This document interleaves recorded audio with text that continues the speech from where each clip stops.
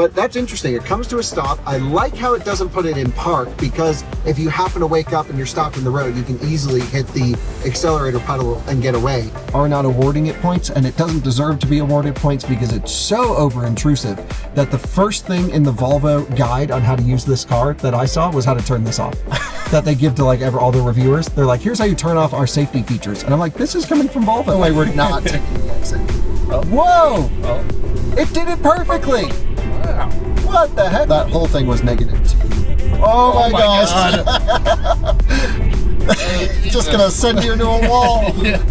Hello and welcome to another out of spec testing video. You join me at the base of the I-70 hill climb just west of Denver. Yes, that means we are going to be running a Hogback challenge. We are in the Hogback Hills, and this is where we test every car's highway driver assistance system, in this case, pilot assist, for the new Volvo EX30, or I should say new to our market, since it's been on sale in some other markets. Well, it's super exciting that the US is finally getting this car, and it's a small, little compact SUV, but I've just totally fallen in love with it. Over 400 horsepower, 3.4 seconds 0 to 60. It's such a fun, enjoyable, premium, but not pretentious little car to cruise around in. We are not focusing on any of that in this video. All we're talking about in this video is the highway driver assistance system. Now, some of you guys don't like lane centering or don't like any sort of Tesla FSD-like stuff. This is not the video for you. This is where we benchmark and compare adaptive cruise control and lane centering systems on a standardized road, about 30 miles round trip on some of the twistiest and most treacherous American highway in America, which makes sense. What we always say in this test is if a car can do well in the Hogback test, it can work pretty much anywhere. And after my initial impressions driving around the EX30 for the last week or so, I can tell you it's not going to do that well in this test. At least that's my impression. So this is maybe the worst part of the EX30, but we still need to benchmark it and show you how it's going to do, and we'll find out together.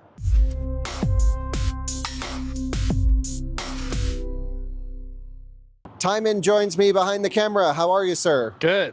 This thing's 48 grand. Holy cow. What the heck? I thought much. it was supposed to be 35,000 for the base model. Is this base? No, this is every option. Oh. We don't get the base model anymore. Huh. Yeah, so this one's built in China. 100% parts content from China. Watch our out of spec detailing channel about the build quality analysis. Colton said best built vehicle he's ever seen. Maybe better than i7. Oof. I mean, that might just because it's Volvo. Volvo knows how to build a car. This is built on SEA, scalable electric architecture, very similar to Zeekr X or Lincoln Co. 02. There's also adapted variations of that platform, such as the Zeekr Mix. I'm pretty sure I have videos on most of those cars already on our reviews channel. What we're doing is we're talking about EX30, which in the US, we only get the top twin motor performance version, which brings the price up to over $45,000 base. This one, as it sits, 48 grand, and this moss yellow is very nice. Color is no charge, but I really love this spec. And good news, Tijmen, we have the roughly $1,500 Ultra option. Whew. That adds lane centering. Oh, so you have to spend extra. Yes. That's insane. I don't know why they didn't just bring the Ultra in and forget the Plus or whatever the lower tier is. It comes standard with adaptive cruise control, and I assume ping-ponging you in if you hit a lane. You have to spec the Ultra, which is like a very small amount of money over the standard car, and it comes bundled with a bunch of stuff, but that includes Volvo's Pilot Assist. Huh. And it's very different than the Pilot Assist we've tested on this channel, because we've run Polestar systems through here, which is basically Volvo's Pilot Assist system, and they do terrible. But this might actually do better than those. There's totally different logic here. So we're gonna get into that. Let's talk about hardware. We've got a single camera up here. Tijmen, this car costs way more than a Model 3 equipped with FSD on it.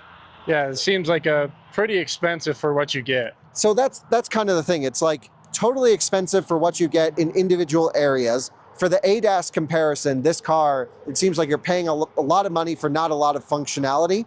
However, yeah, that just kind of sucks, because you can buy a less expensive vehicle with Tesla's and subscribe for $100 a month to Tesla's system, and it pretty much drives itself everywhere. Right. So we just need to throw that up front, that this is not pushing the boundaries of capability, is all we know. However, I would actually say most viewers, including me, while Tesla FSD is cool and it's fun to play around with, and you use it as well, and it's interesting, highway lane centering, that's really what you want. Yeah, that's all that really matters. That's what matters, at least with today. Until you can like go to sleep or text, if you still have to stay actively engaged, I enjoy driving on town and back roads, but on the highway, I just want the car to stay in the middle of the lane. So that's what this can do with the Ultra option. Pilot Assist is more or less dumb, basic lane centering.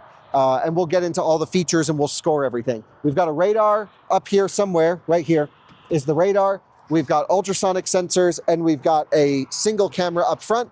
Very basic. I don't think there's been much improvement from Volvo's driver assistance at all since 2015, 2016, when they launched the XC90. And I'm fairly certain, just by the way that it drives and the gut feeling cruising around in this has almost no relation to the other Volvo cars' Pilot Assist. Like if you get into the new XC90 or an S90 or V60 or whatever, those cars all behave the same way. Same system that's in my Polestar 1. This doesn't do any of those things. Yeah, it definitely does seem a bit different than everything else. So I think it's kind of the Chinese like Zeekr and Lynk & Co system that they just called Pilot Assist, is what I'm feeling. However, it does get over-the-air software updates, so everything that you see in this video can change, and this car has received multiple over-the-air software updates. For example, Tijmen, we've been complaining that it doesn't have enough regen off throttle. Yeah, it still doesn't. Yeah, the update hasn't come. They're going to update it, and they're going to give it more off-throttle regen and better one-pedal drive tuning. Good, because the one-pedal driving is horrendous. It's terrible. One of the worst in the business right now. So I really feel like this particular video is going to show the EX30 kind of not being great. And in other videos, you're going to hear me raving about it and loving it. This particular area, I think, is a low point, but we got to show it, Tijmen. That's what we always do. Yep. So let's jump in. Let's score the system. Let's test the safety and do a full Hogback driver assistance review. Should be fun. Conditions are looking perfect today. Let's go see how this thing does in the Hogback challenge. Welcome to the inside of the EX30. And Tijmen, quick impression from your side of the interior and vibe of this car. It's very minimalist, and I hate the window switches. Yeah, because you have to hit rear in order to activate the rear windows. Yeah, other than that, I think it's fine. The glove box is okay. It's kind of small. Yeah, it's down here in the center. This is kind of weird, all this going on here, but everything else I like. You don't like the center console? No, it's weird. What about it? Well, you can move the cup holders away, and there's no glove box. It's just under. Well, glove box is there, but no center armrest. Yeah. Yeah, but there is a bunch of storage underneath, and the rear has removable storage back here. Wow, yeah, just in case you needed to grab something. And it even has a depiction of Sweden being moose and trees. All right, so Scott's with us in the back too. Scott, do you fit back there? Yeah, barely. Yeah, it's not the roomiest car, but it's an EX30. It's the smallest one, and then they'll make bigger ones. Right. So we're going to run through all of the functional features of this car first in terms of a scoring system. And so those are sort of points that we award initially for having certain functions. We will then go and test the safety systems of the car to see what happens to simulate a incapacitive driver. Is that the right word? Yeah. A driver that is non-functioning human or a dead person if you happen to die while using the system. But, you know, the car should not just drive off the road into a ditch. It should come to a stop in the lane, and we will be testing what this car does. Then we're going to head out on the Hogback test. And at that point, the only thing we can really do is deduct points for when the system messes up. Right. So we're going to give it a little boost like we do to every car for awarding it with certain features. So why don't you run us down the list? Capacitive wheel. Does it have a capacitive wheel? It does not. Oh. It is a torque input only, so no points awarded for capacitive touch. Driver safety eye tracking. Yes, and that is this little thing in front of the wheel here, and it's incredibly annoying to the point where you have to actually turn off driver safety eye tracking all the time, and you go here to the car and you go to driver alert and turn off, and it will yell at you if you yawn, it yells at you if you blink, it yells at you if good thing it's so small that it doesn't really matter. The problem is when you have music on, it mutes the music and then dings. However, we don't award points in this case because the intention of driver safety eye tracking is a hands-free eye tracking. And this is not hands-free. This is not hands-free. So we actually are not awarding it points, and it doesn't deserve to be awarded points because it's so over-intrusive that the first thing in the Volvo guide on how to use this car that I saw was how to turn this off.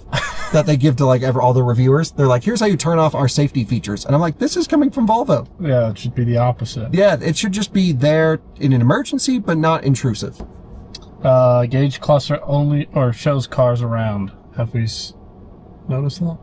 It does, maybe. We'll take a look on the test. I'm pretty sure it does. It definitely shows other lanes. I think it does show cars in other lanes. I would give it points now. We can remove it if needed. Tijmen's learning how to use iPads over here. Oh, he uses iPad sheets on the browser, and you can't even click. Pause.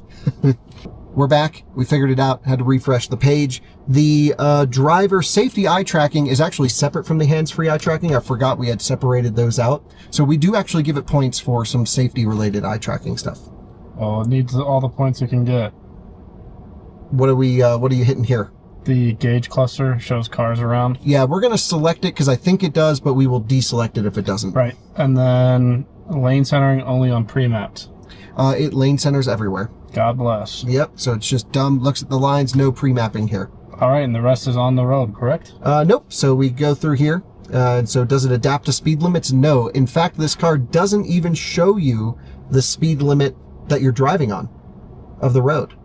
I thought it did. Nope. Wow, that's crazy. Nowhere in the settings can I find it. And also, yeah, if we come here to the driver assistance settings, under driving, this is where you get pilot assist. You can choose everything, but there's nothing about speed limit assist or anything like that. Lane keeping aid.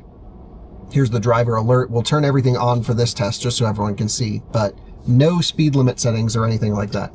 That's a shame. Yep.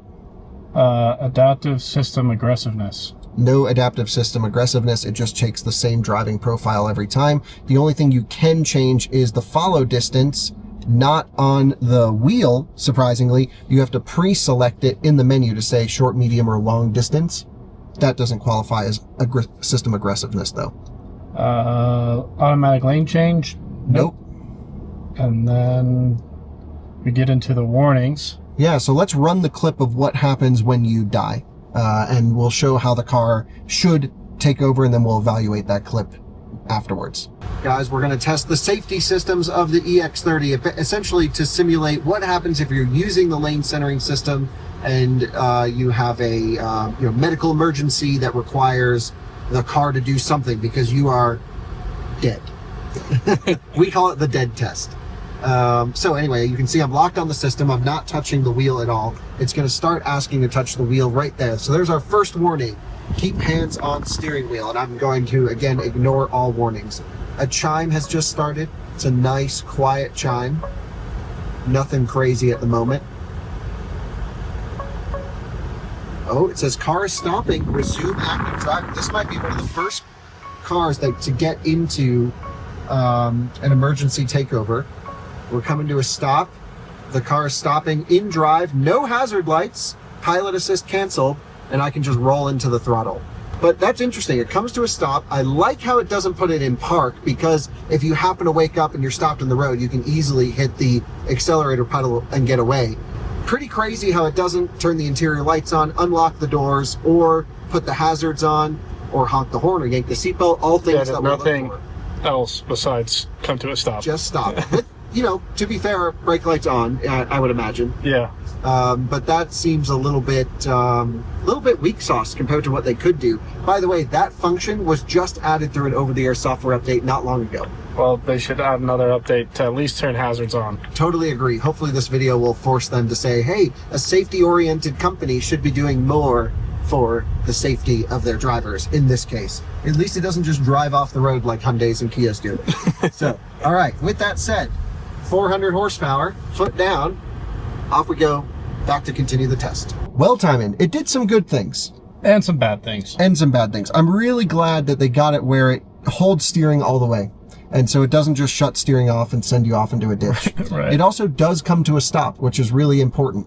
However, we've started to see new systems like Volkswagen, actually, that will pull to the shoulder when available. And it will also yank the seatbelt and honk the horn and put the hazards on. This did none of that. So let's run through what we actually give it points for in each category of what the safety-oriented Volvo company could have done through software to improve the safety. They could have added a seatbelt yank. This did not yank the seatbelt. They pulsed the brakes. It did not pulse the brakes. It just slowed down pretty aggressively, actually. Yeah, I would say so. But it wasn't like the jab that the Germans do. Seat shake. Did not shake the seat like GM. Exterior horn. Did not honk the horn like Audi does and Volkswagen. Right. Yeah, and Porsche. Sometimes. Hazard lights. Didn't put on the hazard lights. Brings to a complete stop. It did. We give it points for that. 2 points. Woohoo. Didn't call emergency services. No, and there's an SOS button up here. Could have auto called. Didn't call emergency services. Doors unlocked. No, the door stayed locked. Interior lights. Interior lights stayed off, unfortunately. Steering lets go without warning. It didn't do that, so we're not going to deduct points for that. And pulled over to the shoulder. There's no shoulder on that road, but this system wouldn't do it. Yeah, the second time we did it, it pulled to the left a little bit. Yeah, it actually went to the center of the road. Whoa, EX90 just drove by. Huh. How about that? Nice. So I'm going to get us over to the highway and we'll start this test off. I'm going to keep all the performance settings off. We're just going to cruise in normal comfort mode. Not that there's a comfort mode, but we'll keep performance all-wheel drive off.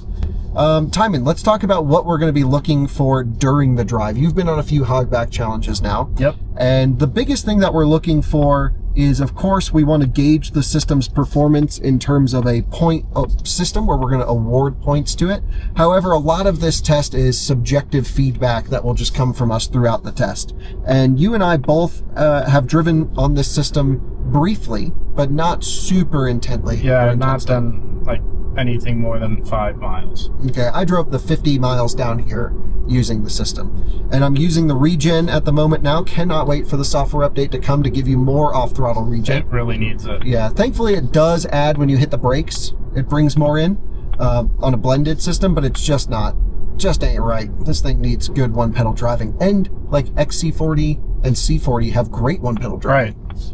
So it just is like the DNA of what made a Volvo electric car is kind of lost. Yeah, lost or different or something. So when we get on the highway, we can subtract points for 3 separate categories. You want to run through what those are? Driver takeover for safety. So that's like if we hit a line, and that's 1 point. Yep. Where it's like, oh, I've just got to intervene somewhere. Auto disengagement with warning is -2 points. Full throttle, spinning up that front motor, and it's ripping us up to speed. This thing makes way more power at like 80% state of charge than it does at 50%. It's not that surprising. A lot of manufacturers do that, which is unfortunate, but... So we're going to get it locked in as soon as we can. So I'm going to pull down on the right stalk, and it's on. And dude, it's hitting the line. -1 point to start. We're going to piss some people off with this system. I don't feel comfortable letting go yet because we do have a car right next to us. We're going to back off on it. Now we're back on the pilot assist. Already off to a bad start. And we are going to try and set to the normal speed limit here, which I think we normally run 60 or 65. Can't remember what side. I'm pretty sure it's 65. Yeah. And then the third point is if the whole system gives up without warning, which it's done to me a couple times, then we're going to have to subtract 3 points because then there's no warning or nothing. Now, this is a system that requires hands on the wheel, and because it's a non-capacitive wheel, I'm just going to put in torque every once in a while just to nudge it. And I should also mention, Tijmen, we're allowed to give editors influence, all 3 of us in the car, when there's a real problem. Yeah. Or we like something about it and we want to say, hey, this deserves a point or 2 points, totally subjectively. And I'm already going to subtract 3 points. It's letting me know to keep my hands on the wheel. I am. And it requires either a lot of time of torque, it just wants to really feel you put in torque, or a lot of pressure. Yeah, or the system could be delayed, but we haven't really noticed. Maybe next time it's more. Yeah, I'll do like a hard jab of torque and see if that clears it. We'll try that out. Going into another corner and going wide, -1. Got to take over. And what's crazy is the system is not showing any indication that something happened. I could feel the internal lane departure warning vibrate the steering wheel, which would not be what you're getting on the rumble strips there. But yeah, dude, this thing is just not aggressive enough in the corner. So I've got 2 editors' influence separate issues that we're going to subtract from, and one of them might actually even happen up here. Let's see what happens as we approach this exit lane. Again, no input from my side, and it goes that way, and at the last second comes over. I'm sure it'll happen worse. But in daily driving on the highway, just going up and down I-25 like I do all the time, This thing, if you're in the right lane, tries to take every exit.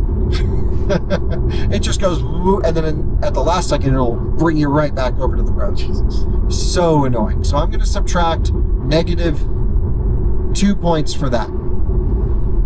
That it just loves taking exits. And what's funny is Volvo's Pilot Assist is notorious for doing that.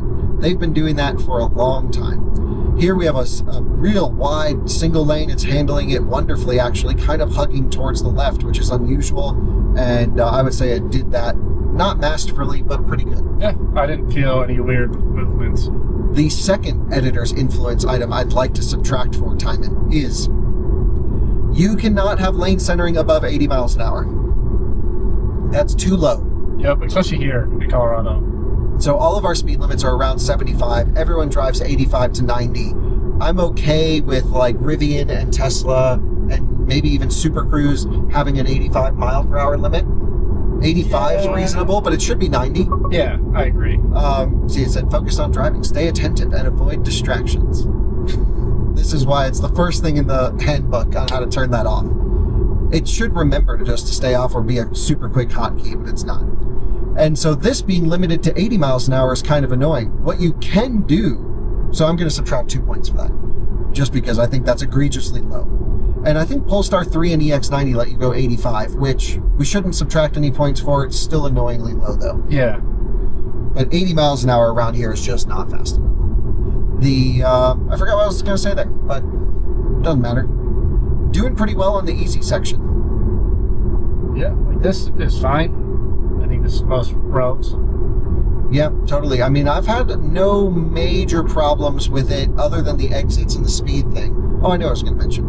When you're limited to 80 miles an hour, you can push the accelerator pedal and override it to 85, and it'll keep steering to 85. Oh, wants to take the exit. That's a -1. I didn't intervene. Now you can see it's off, right? And I have to lock us back in the middle, and it still isn't even locking us back in. You have to wait until this goes green, which sometimes it doesn't love to do. And I've noticed a bug where it will get stuck in this orange mode for an indefinite period of time, and I have to click this steering wheel button to cycle it to cruise and then back to lane centering multiple times. Jesus. It's really frustrating. Another problem, Tijmen, which we're going to try and get it back on the system, but I might have to turn it off. There we go. Just have to keep cycling it. Now we're on. Another problem is you can't push up to cancel the system. How do you cancel? You go back in the same direction you did to turn it on. That's not that bad. It's not that bad. It's something that you would get used to, but it's so nice just to like know you're coming into a corner to take over and lift up. Yeah. Versus if you're like not 100% sure what's going on, you could pull down to shut off the system like that.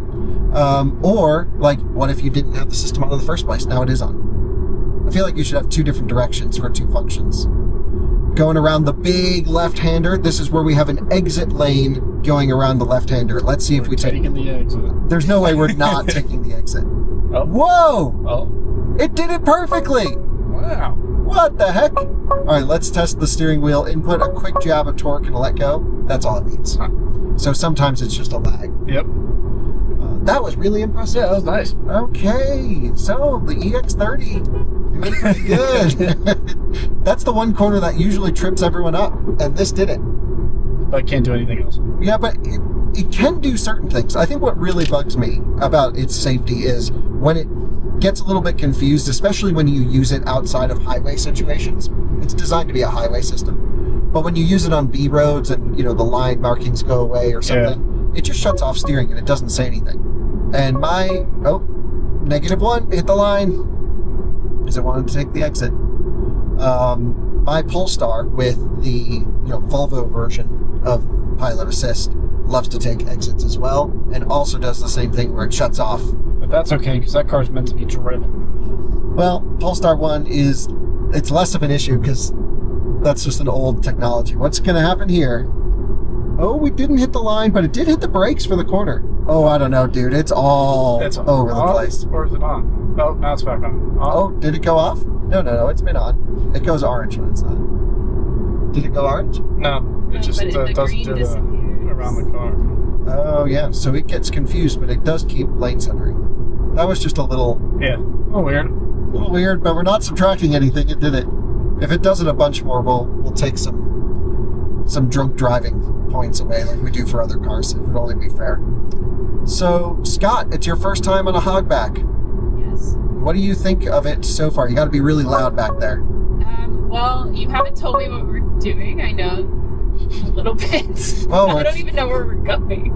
Yeah, so we're going up to, I showed you the other day when we came down where we do our turnaround loop. Oh, okay. Yep. So Yeah. this is, that's basically all we're doing. Yeah, I like this. This car freaks me out because I don't like the exit thing. Yeah, the exit ramp That's thing. a no from me. Now, even if you're able to just take over, you don't like that? No. And I feel like I would hit it and turn it on when it wasn't on. Okay, interesting.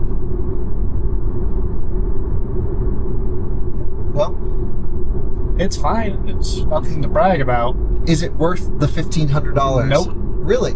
Yeah, I mean, I don't use even autopilot. I just Really? use adaptive cruise control. Wow. I totally think it's worth $1,500. Yeah, I think it's totally worth it.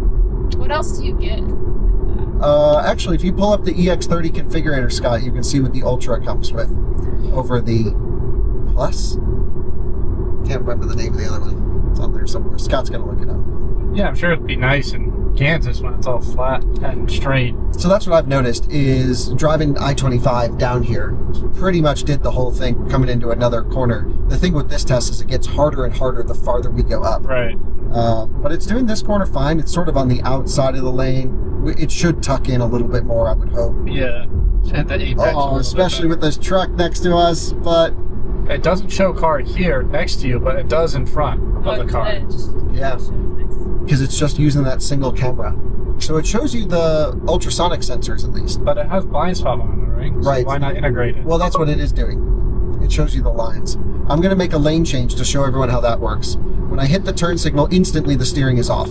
Jesus. You will then make a lane change manually, cancel the turn signal, and it should auto lock itself back in. Yep.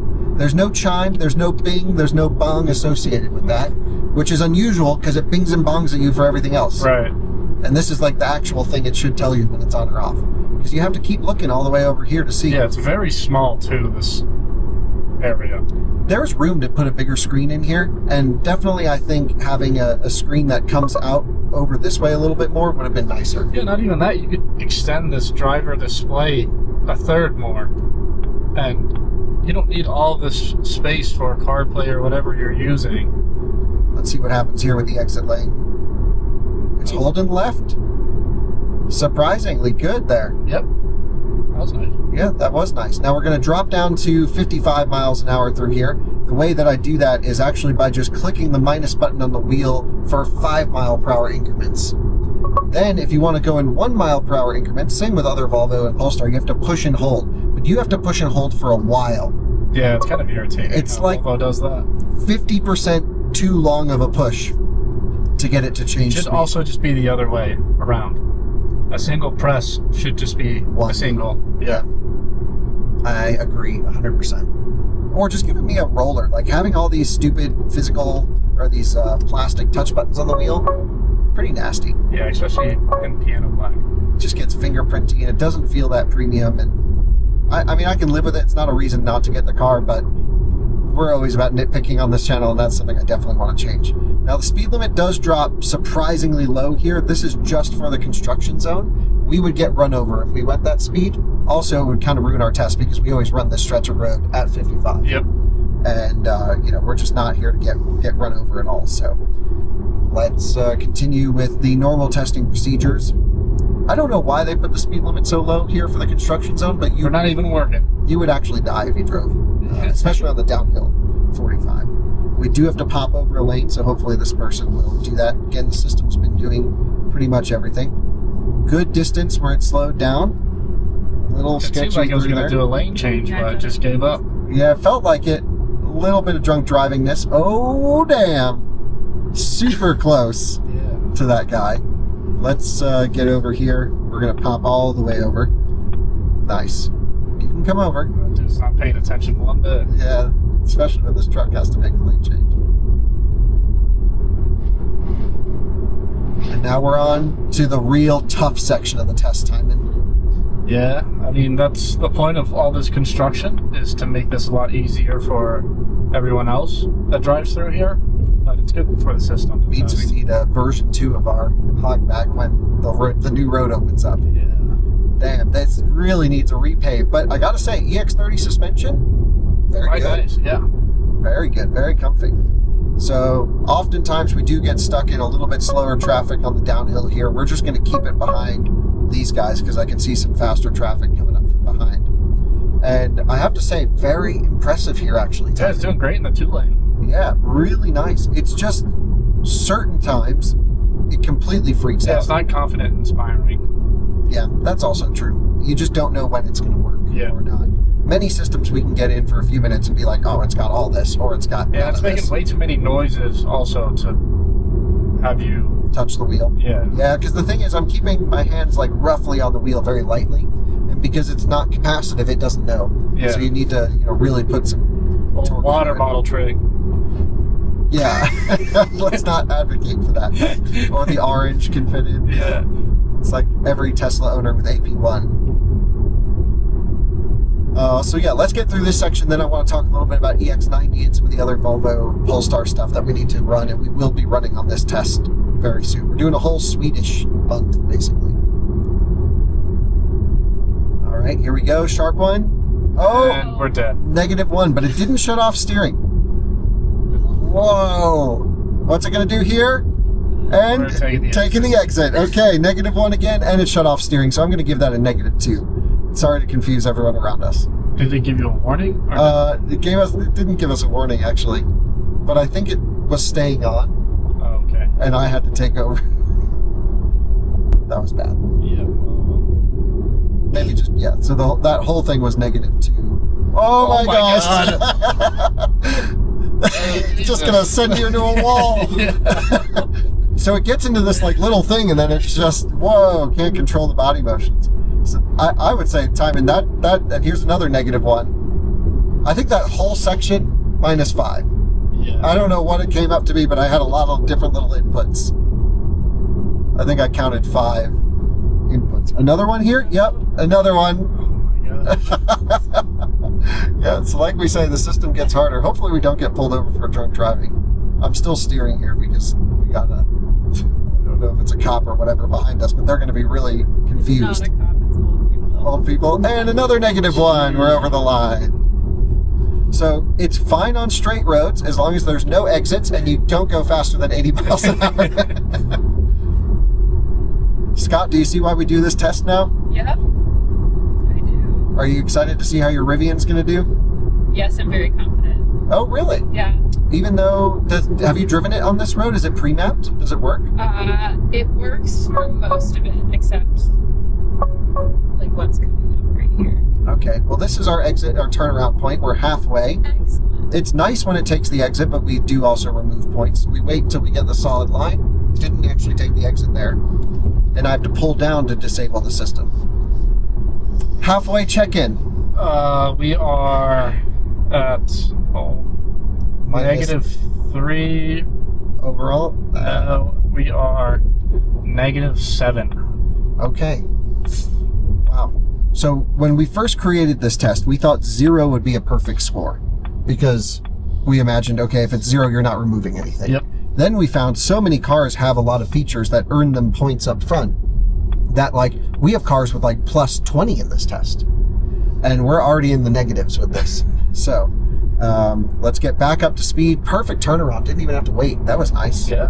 And we've got a Nissan Ariya in front of us. We can test their Nissan Pro Pilot, and this is Pilot Assist. So many confusing names. Okay, we're locked in and we're set. Hold on tight because this could get a little spicy. It's actually doing it. It's doing it. Wow. How can it do this? But the other turn it can't do. Yeah, the same corner over there. Freaked it out. I'm just putting a little torque in. Ariya's ripping. We're coming up the inside. Oh man. Oh, man. I am ready to take over. Well, I think you should go ahead. Right there. -1. And it does slow down when you're in a tight corner. I can feel that. Oh, -1, hit that line. This is really unsettling. And Negative one. 1. Why does it stay on? It should just go, hey, driver, take over. It's designed more or less to work in conjunction. We did hit the line, negative 1. I didn't have to take over, though. This is the corner of death. So many cars just go straight here, Tijmen. Yeah. And no one's to the left of us. And we're going straight. Well, it did at least attempt. So it does give up completely. So that's technically -2. So Gave up. an auto engagement without warning. So that's 3. That's -3, because the only warning it had was to put your hands on the wheel, not it shutting off. So are we at -13 now? We're at negative something. What's it going to do here? We're at -14. Oh, it's going straight. -1 again. It just can't do the corners. And, you know, we have to say, a lot of people are going to be fine with this system. Whoa! What the? -1, but it was going that way. Lane change. These poor people. I can't. If we make it through here without getting the cops called on us, that would be miracle. amazing. So, totally forgot what I was going to say. Oh, this system probably will work fine for most people who live in straight areas. But, Tijmen, there are so many cars you can buy for the same money. Well, yeah, you can buy a base Model 3, Model Y, and buy FSD for life, and still be cheaper than this. That's the real thing here. If ADAS doesn't matter, the EX30 has other things that are nice, but on paper, this car kind of loses. Yeah. 150 kilowatt charging, just over 200 miles of usable range. Like, it's a car that you can't justify by looking at a paper. grocery getter. Yeah, it's all for it like is. a lot of old people will probably buy this car because A, it's not a Tesla. A lot of people don't want to buy Teslas. And then also, what's going to happen here? Kind of. Oh, it's doing it. It's doing it. Oh, next to the U.S. government plated Expedition. Yeah, he's on tight to his steering wheel. I was going to say, I think a lot of old people are going to buy this car because it's like small and compact and premium and relatively Easy to drive, too. very easy to It's drive. cozy. Like, I would recommend this car for my grandma who just gets in and won't touch any of the technology. She wouldn't know why it's dinging at her because she wouldn't be able to read this. Yep. Oh my. Oh, God. I get this guy's driving It's not- wide. That was Yeah, him. no points on our side, but we just had to make a maneuver. See, Tesla would just go around it. Exhaust on the Escalade. So a lot of people, old people, are going to buy this, which the only real reason I say that is because I went by the Volvo dealer and they told me only old people are buying them. Why is the text so small? Like, I can barely read that. Yeah, I mean, it's small. I can read it fine, but I have good eyesight. So, Yeah, it's pretty tough. If I take my glasses off, it's pretty blurry. I don't know. I just think they've got room on the screen, make it a little bit bolder, Yeah. in my impression. And the last point is, a lot of people are going to buy this car who just don't care about driver assistance. They haven't experienced FSD. They just like driving on their own. I'm just doing a manual lane change, no points deducted. And, just in general, they don't care so much. And if you're just going to sit on a straight bit of highway, if you live in North Carolina or Ohio or wherever where there's not many turns, this system's actually pretty fine. yeah.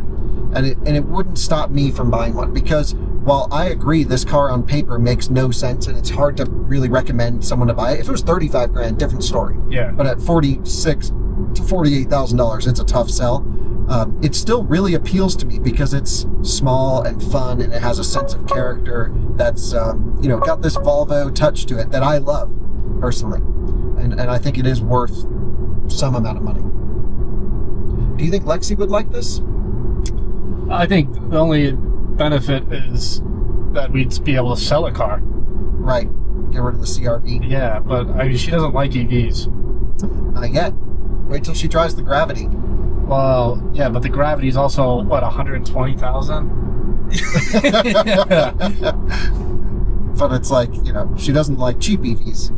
Yeah, I mean, EV9? too big, honestly. We don't need that much space. We've one dog, no kids. Right. So maybe Model Y. Yeah, but ugly. It is ugly. CRV looks better.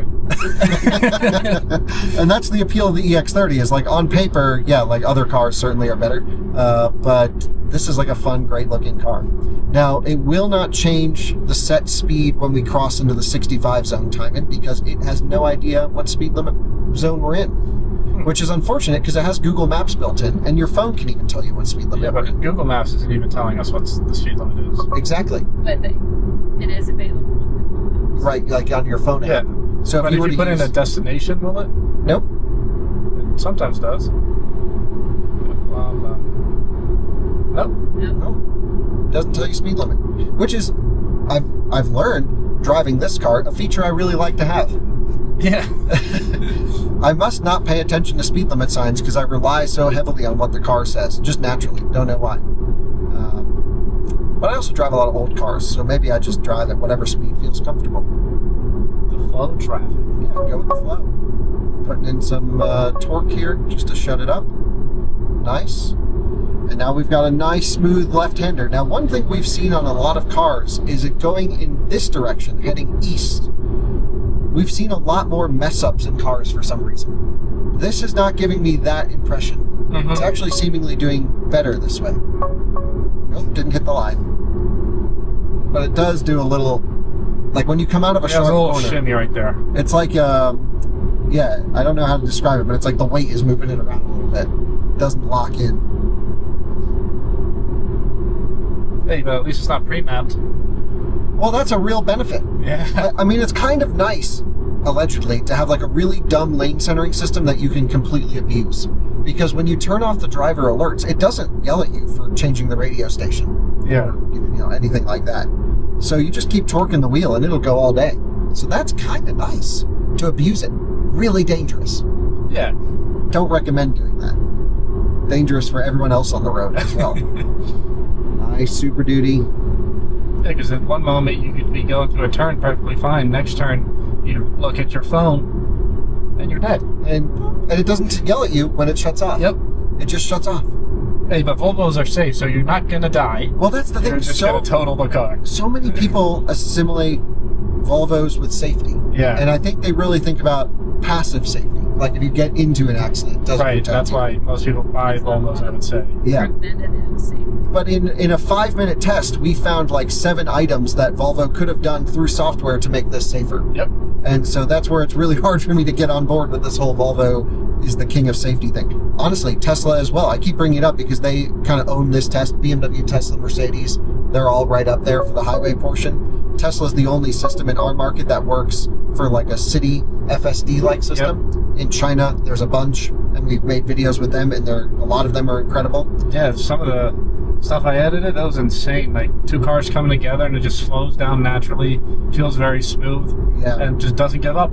Yeah, Tesla is doing cool stuff over there. We got to go back and test their thing over there, but it's like, then you drive this and you go, wow, they're not even thinking in the same league. Yeah. And I mean, some of some of Tesla's stuff isn't even in the same league of Chinese stuff, like the charging. Yeah, of course, the Tesla's charging sucks. This actually doesn't charge that bad. So I did the 10% challenge in this and put up that video at the time of this recording. And it beat an e-tron. Wow. Yeah, and it matched Rivian, and it almost matched the Silverado EV20 module with the 180 kilowatt hour pack. Did 86 miles. That's pretty good. Yeah, I mean, it's a good thing it starts at 10% that challenge though, because below 10%, this thing does like 30 to 60 kilowatts. Modded Cyber. Shit. Are you glad our Cybertruck's gone? I was indifferent about it.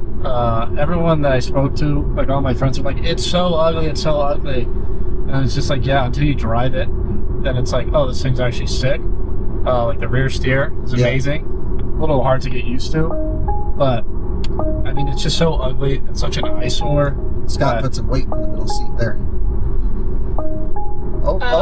I thought you told me to put weight in the middle seat. No, you I'm didn't. leaning on it. Yeah. Yes. So you'll know if your child isn't buckled. So upcoming, we have kind of the first EX90 driver assistance test coming in 2 weeks. That has the LiDAR, which you are a huge fan of.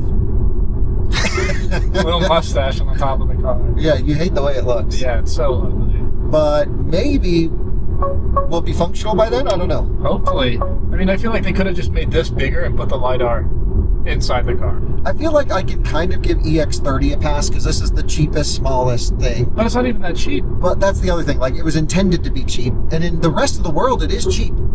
It's just we get screwed on these things here. Yeah. But there's new trade deals happening. Like maybe in a month it'll be different. Who knows? I mean, today the China tariffs got slashed to 30% from 100 and something percent. So, this is an ever-evolving world. But I do think Volvo needs to try to bring the base rear-wheel drive over here. Give us the small LFP battery and make it stripped out and make it, 35 grand like I was really hoping this thing to be. Then I can forgive some of these issues. Yeah, I think 35 grand and you have this system that you could buy to be included with the car, included. I think it'd be great for 35 grand for a new car. Yeah, this should be included base, no question, without even thinking about it. Like, there's no way they should even bring EX30s into our market without lane centering. To me, that just seems stupid for an already overpriced small car. Yep. I'm avoiding potholes. It does not do that apparently, but so no points deducted. But I took over there, pop back in the right lane for the final bit. So with the EX90 being a $80,000 vehicle, it better do this whole thing without. It needs to have better driver assistant. This would be unacceptable in an EX90, and I can't wait to see. What that does. It's arguably unacceptable for a $50,000 car. Yeah, almost.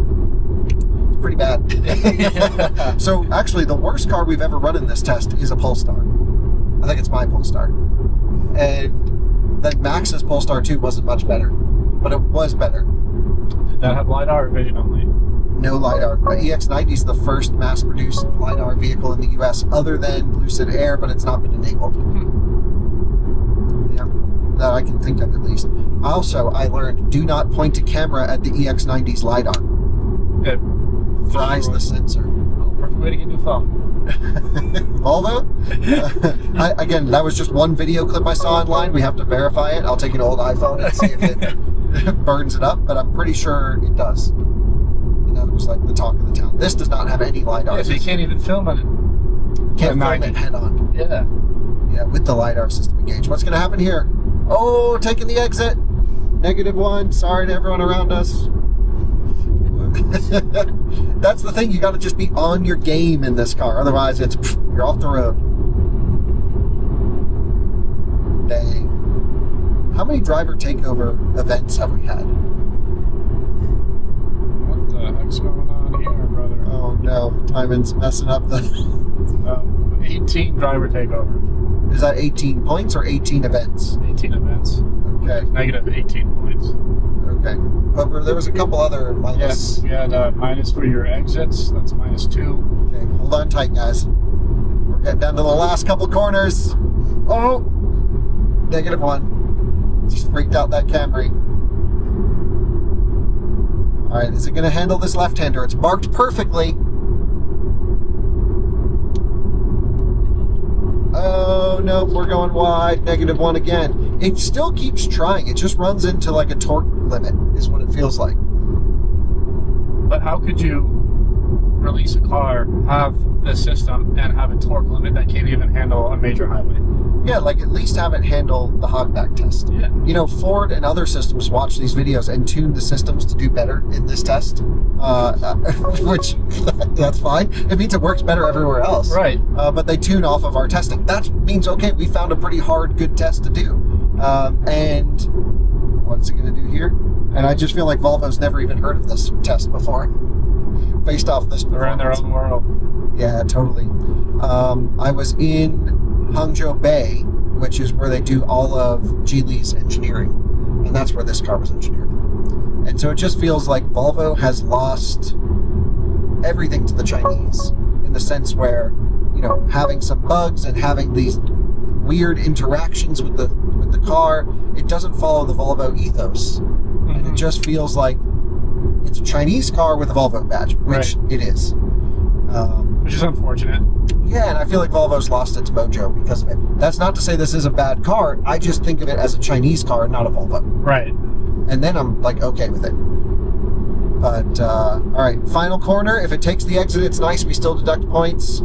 Let's see what's going to happen. It's asking for torque. Now we're going to go last little bit. Man, holding on to the road pretty nicely there. And we're going to take us off. This guy's brakes are on fire.